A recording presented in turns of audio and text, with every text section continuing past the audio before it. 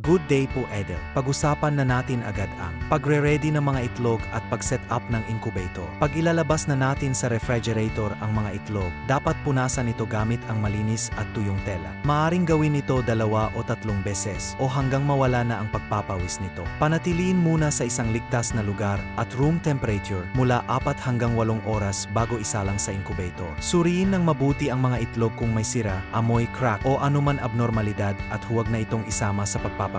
Habang hinihintay natin ang oras, sabayan na natin ang paghahanda sa incubator. Linisin at i-disinfect ang incubator at siguraduhin na malinis ang loob nito at walang masamang amoy. At syempre, siguraduhin natin na nasa mabuti at tamang kalagayan ang ating incubator at maging sa tamang temperatura. Pagkatapos, maari na natin paandarin at itakda sa 99.5 degrees Fahrenheit o 37.5 degrees Celsius na may 55 hanggang 60% ang humidity at hindi lalampas sa 100 degrees Fahrenheit o 38 degrees Celsius at hindi bababa sa 55 hanggang 60% ang humidity. Hahayaan muna nating nakaandar ng hindi bababa sa 4 na oras bago ilagay ang mga itlog. Kung naisalang na natin ang mga itlog, ang susunod nating gawin ay ang pame-maintenance nito. Abangan sa susunod na video ang part 2. Maraming salamat sa panonood, Idol.